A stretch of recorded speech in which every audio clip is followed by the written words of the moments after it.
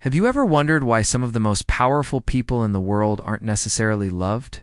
Why they often seem distant, calculating, or even cold?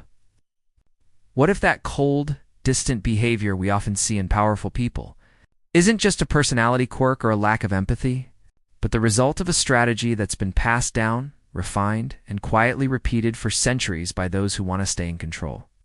And in the 21st century, where influence, image, and leadership define everything from politics to the workplace, understanding that strategy might be more important than ever. It wasn't about being good, it was about staying in power. In 1513, during one of the most chaotic periods in European history, an Italian diplomat named Machiavelli wrote a short book called The Prince. Leaders rose and fell not because of bad intentions, but because they failed to understand how power really works. He asked a question that's echoed through 5 centuries of leadership, politics, and war. Is it better to be feared than loved? People will love you while it benefits them. But when things go wrong, love fades fast.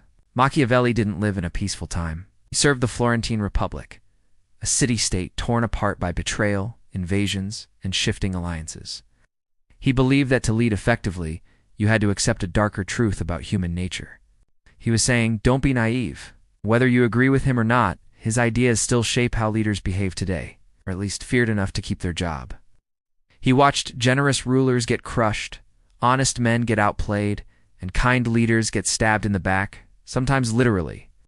So he wrote The Prince not as a moral guide, but as a brutally honest manual for survival.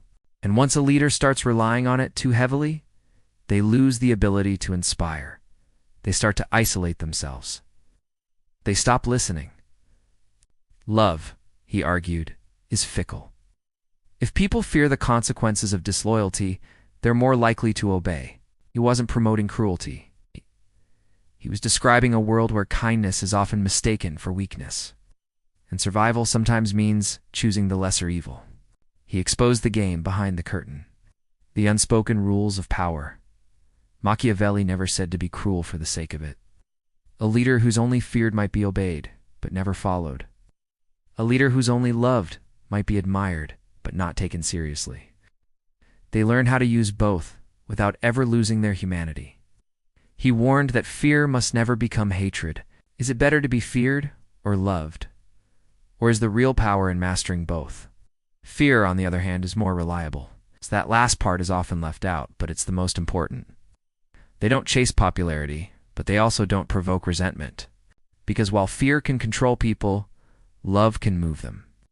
Loyalty inspired by trust is often stronger than loyalty enforced through fear. But here's where most people misunderstand him, because hatred leads to rebellion.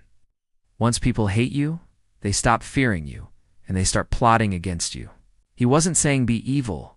Think about the modern CEO who cuts thousands of jobs but boosts shareholder profits.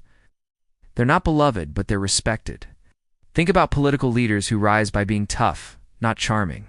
They win by projecting strength, not empathy. Even in education or parenting, you'll see this dynamic. One teacher is loved, but often ignored. Another is feared and maintains control. It's a pattern we've seen for centuries. But it's also dangerous, because fear can become addictive. History gives us countless examples: emperors, dictators, even corporate giants, who ruled through fear and ended up destroyed by the very people they once controlled. So was Machiavelli wrong? Not exactly.